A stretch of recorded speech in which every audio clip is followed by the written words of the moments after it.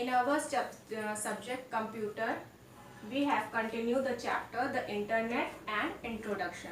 In last session, we have teach you advantages, disadvantages, internet terms और internet terms में भी web pages, website, www and home pages, ये हमने इतना cover किया था अपने चैप्टर में. ठीक है, इसमें आपने एडवांटेजेस देखे थे कि क्या क्या एडवांटेजेस हैं कि हम ऑनलाइन बैंकिंग कर सकते हैं, मेल्स भेज सकते हैं, सोशल नेटवर्किंग कर सकते हैं. ठीक है, फिर डिसएडवांटेजेस हमारी क्या थी कि डेटा लॉस हो सकता है, हमारी चीज़ें हैक हो सकती हैं, फिजिकल एक्टिविटी हमारी कम हो जाती है क्योंकि हम एक ही जगह बैठ कर के वर्क करते हैं और उसके चक्कर से हमें ओबेसिटी और तरह तरह की डिजीजेस भी हो सकती हैं.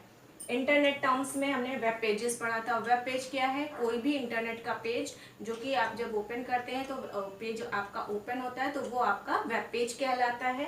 वेब इसलिए क्योंकि नेट पे है, नहीं तो आप उसको नॉर्मली पेजेस भी कह सकते हैं. वेबसाइट्स क्या होती हैं? एक जहाँ पर आपको किसी भी पर्टिकुलर चीज़ से रिलेटेड पूरी इंफॉर्मेशन मिलती है. ठीक है, www world wide web. World wide web में क्या है कि ये कई मिलियंस वेबसाइट्स को स्टोर कर सकता है, करा भी है. और कोई भी साइट की जो आपका एड्रेस होता है वो www से स्टार्ट होता है, यानी कि काफ़ी साइट्स इसमें अवेलेबल हैं. होम पेज में मैंने आपको एग्जाम्पल भी दिया था बुक का, कि जो बुक का इंडेक्स होता है वो आपके बुक में बताता है कि कौन सी चीज़ कहाँ पे अवेलेबल है और क्या क्या कंटेंट इस बुक में आपको मिल जाएंगे, क्या क्या इन्फॉर्मेशन इस बुक में आपको अवेलेबल है. ठीक है, तो उसी तरीके से होम पेज क्या है? वो वेबसाइट का होम पेज होता है. उस वेबसाइट में क्या क्या इन्फॉर्मेशन कहाँ पर और किस टैब में अवेलेबल है, ये सारी इन्फॉर्मेशन होम पेज में अवेलेबल होती है. ओके, तो इतना हमने कवर किया था लास्ट 2 सेशंस में. अब हम आगे आपको इसके आगे टर्म्स कंटिन्यू करेंगे. Let's continue. Open the page number 43. Our next topic is Uniform Resource Locator, URL. It is the unique address given to a website on the www which is used to link it to other pages or to open a website on the computer. The URL should be entered in the address bar of a web browser. ये क्या है? ये एक unique address होता है जिससे कि कोई भी वेबसाइट आपकी डिफाइन होती है. जैसे आपके घर का एड्रेस होता है उसी तरीके से वेबसाइट एड्रेस भी होता है जिसको हम URL कहते हैं. और ये कहाँ पे डाला जाता है? एड्रेस बॉक्स में. कोई भी वेबसाइट आपको ओपन करनी है तो जब आप नेट ऑन करेंगे तो नेट ऑन करने पे ऊपर आपका, या जब गूगल ऑन करते हैं तो ऊपर डालते हैं ना, एक बॉक्स बना होता है सर्च बॉक्स या एड्रेस बॉक्स, तो वहाँ पे आप अपना जो भी लिंक डालेंगे, ठीक है, एड्रेस डालेंगे, तो वो आपके उस वेबसाइट को ओपन कर देता है. तो वो वेबसाइट एड्रेस होता है जिसको हम लिंक भी कह सकते हैं. ठीक है ना. Next is web browser. It is a software application that allows the user to view and explore information on the web. You can visit any website by entering its URL in the address bar or by clicking on a shortcut on your desktop. Most commonly used web browsers are Internet Explorer, Google Chrome and Microsoft Edge. Web browser क्या है? अब सबसे पहले तो जब आप net use करते हैं, हम इतनी देर से नेट की बात कर रहे हैं, इंटरनेट की बात कर रहे हैं, इंटरनेट यूज़ करते हैं तो क्या ज़रूरत पड़ती है हमें? सबसे पहले वेब ब्राउज़र की ज़रूरत पड़ती है. बिना वेब ब्राउज़र के आप इंटरनेट यूज़ नहीं कर सकते. अगर आप सोचें कि किसी भी मोबाइल पे या किसी भी सिस्टम पे आप इंटरनेट यूज़ कर लेंगे तो ऐसा नहीं है. उसके लिए उसमें आपको वेब ब्राउज़र इंस्टॉल करना ज़रूरी होता है. ठीक है, अब ये वेब ब्राउज़र क्या है? जो ये सिंबल्स आपके बुक में बने हुए हैं नीचे, इंटरनेट एक्सप्लोरर और क्रोम के, ये आपके वेब ब्राउज़र होते हैं. ये क्या करते हैं? आपको इंटरनेट चलाने में आपकी हेल्प करते हैं. कोई भी एड्रेस है, कोई भी वेबसाइट है, कोई भी इंफॉर्मेशन है, तो उसके लिए आपको वेब ब्राउज़र की ज़रूरत होती है. ठीक, turn your page. Hypertext. Next is hypertext. It is a text which contain link of other text. Hypertext क्या था? जैसे मैंने आपको हाइपरलिंक बताया था, वैसे ये हाइपरटेक्स्ट है. एक टेक्स्ट पे जो लिंक क्रिएट होता है वो आपका हाइपरटेक्स्ट कहलाता है. ठीक है. ISP. Next is ISP. ISP का फुल फॉर्म क्या होता है? Internet service provider. ISP stands for Internet Service Provider. An ISP is a company that offers internet use in exchange of a monthly fee. For example, Airtel, Reliance Communication, Mahanagar Telephone Nigam Limited, etc. ISP क्या है? Internet service provider वो कंपनियां होती हैं जो हमें internet service की सुविधा देती हैं और उसका हमसे कुछ ना कुछ मंथली फीस भी लेती हैं। ठीक है, जैसे जो आप इंटरनेट यूज़ करते हैं कि कुछ लोग वोडाफोन का करते हैं, कुछ लोग एयरटेल का करते हैं, कोई BSNL का करता है, ठीक है, कोई जियो का करता है। तो ये सारी जो कंपनीज हैं ये क्या है? इंटरनेट सर्विस प्रोवाइडर हैं, जो टेलीकॉम कंपनियां होती हैं। ठीक है, मेनली टेलीकॉम कंपनियां ही इंटरनेट सर्विस प्रोवाइडर भी होती हैं।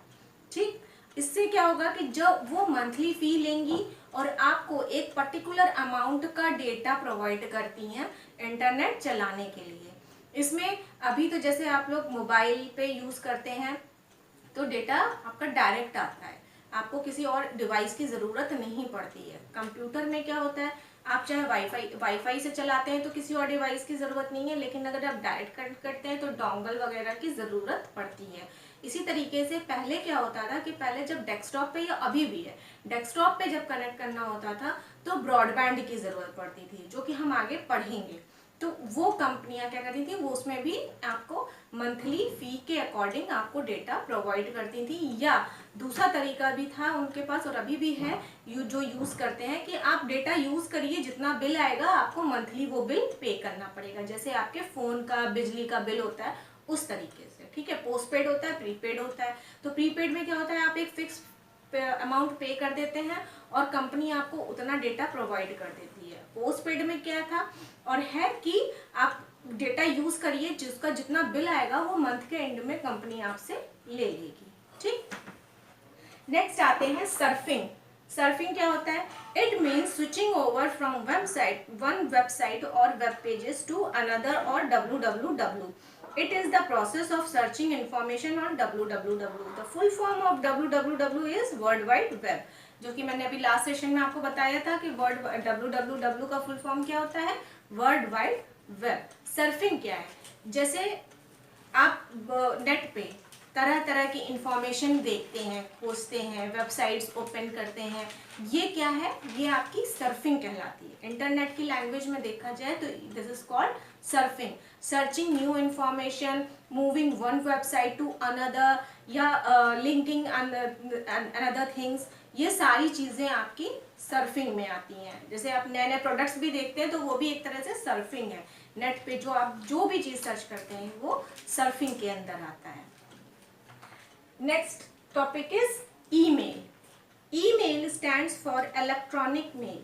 This facility is used to communicate or exchange messages with another internet user. Email is the fastest way of sending mails, where the postal address details like name, address, city, state, PIN country, etc. have been replaced by an email address.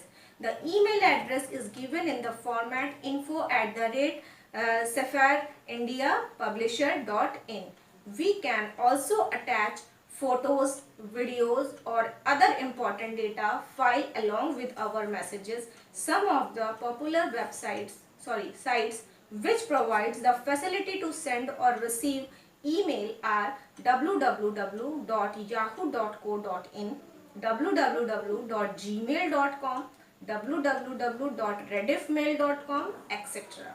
Email मैंने आपको last session में भी थोड़ा explain किया था कि email क्या होता है। जैसे आपकी चिट्ठी है, मेल, ठीक, चिट्ठी है। पहले क्या होती थी कि लेटर लिखते थे, या कोई भी इंफॉर्मेशन देनी है, कोई भी इनविटेशन भेजना है, ग्रीटिंग कार्ड भेजना है, कुछ भी है, तो वो आपके पोस्टल एड्रेस पे आता था। और पोस्टल एड्रेस कैसा होता है?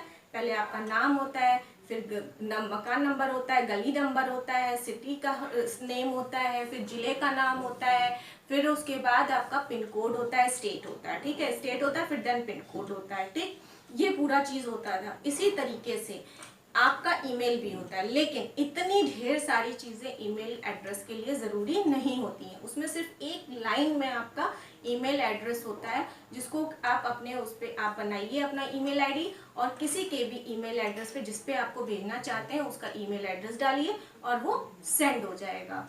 और ये ईमेल एड्रेस @ से आपका शो होता है। जैसे यहाँ पे आपको दिया है info@sophisphereindiapublisher.in, तो ये @ से पता चल रहा है कि ये आपका ईमेल आईडी है। इसमें www नहीं लगा है, @ लगा है। @ जहाँ भी लगता है ज़्यादातर वो ईमेल आईडी को ही शो करते हैं। इस तरीके से आप अपने ईमेल आईडी क्रिएट कर सकते हैं। ईमेल अकाउंट बनाना पड़ता है, उसके बाद आपकी ईमेल आईडी क्रिएट हो जाती है। अब ईमेल अकाउंट बनाने के लिए पहले जैसे घर पे लेटर मंगवाने के लिए आपका घर होना ज़रूरी है, ठीक है, उसी तरीके से आपको ईमेल मंगवाने के लिए आपको एक ईमेल अकाउंट होना ज़रूरी है। और वो कहाँ बनते हैं, उसके अलग अलग साइट्स हैं। जैसे याहू पे बनता है, जीमेल पे बनता है, रेडिट पे बनता है। ये सब क्या देते हैं आपको, ईमेल फैसिलिटी के लिए ईमेल अकाउंट बनाने की भी फैसिलिटी देते हैं। आपको एक तरीके से जगह प्रोवाइड करते हैं। जैसे सरकार आपको, गवर्नमेंट आपको रहने के लिए स्पेस प्रोवाइड करती है, ज़मीन देती है, उसका रजिस्ट्रेशन होता है, उसका अलॉटमेंट होता है, उसका एड्रेस होता है। उसी तरीके से याहू, रेडिट, ये जीमेल, ये क्या करते हैं, आपको नेट पे स्पेस प्रोवाइड करते हैं, जहां पर आप अपने मेल्स को मंगा सकते हैं और जहां से आप अपना मेल वगैरह भेज सकते हैं, ठीक है। तो ये एक तरीके का नेट पे आपका पोस्टल एड्रेस है। Okay, clear. तो ये आपके इंटरनेट टर्म्स हो गए। Our next topic is connecting to the internet. The requirement of connecting to the internet are, अब हमें इंटरनेट से कनेक्ट होने के लिए किस किस चीज़ की ज़रूरत होती है। Computer, a computer should have at least 16 MB of RAM. आपके पास एक कंप्यूटर सिस्टम होना चाहिए जिसमें कम से कम 16 MB की रैम होनी चाहिए, ठीक। Telephone line, it is required to get connected to the internet, और एक आपको टेलीफोन लाइन की भी ज़रूरत है, जैसे कि अभी मैंने थोड़ी देर पहले ही आपको बताया था। Modem, a modem is an instrument attached between a computer and a telephone. It allows to connect and communicate with other computers through a telephone lines. Modem क्या करता है कि एक ऐसी डिवाइस है जो कि आपके कंप्यूटर टेलीफोन लाइन को कंप्यूटर से कनेक्ट करती है और जो इंटरनेट को इंटरनेट सर्विस प्रोवाइड करती है आपके कंप्यूटर में, ठीक है। Internet connection is given by the internet service provider eight appropriate charges. जैसा अभी मैंने आपको थोड़ी देर पहले ये भी बताया कि ISP इंटरनेट सर्विस प्रोवाइडर्स होते हैं, तो आपको इंटरनेट कनेक्शन भी चाहिए इंटरनेट चलाने के लिए, तो किसी भी इंटरनेट सर्विस प्रोवाइडर से आप रीजनेबल प्राइस पे, अप्रोप्रिएट प्राइस पे आप कनेक्शन भी ले सकते हैं। Next is broadband. Broadband refers to high-speed internet access. Before broadband, internet access was achieved with narrow-band dial-up connections that were very slow as compared to today's standards. Broadband क्या है? एक high speed internet connection provide करता है, ठीक है। पहले क्या होता था, इसकी जगह पे नैरो बैंड यूज होता था डायल अप सिस्टम पे, जो कि बहुत स्लो कनेक्ट करता था और उसमें आपका नेट बहुत स्लो चलता था। ब्रॉडबैंड क्या करता है कि उसी की स्पीड आपकी काफ़ी हाई कर देता है। Today it's possible to connect and use the internet in many different ways. The most common devices people use today to get online include the following: desktop computers, laptop, mobile phones, tablets, e-readers.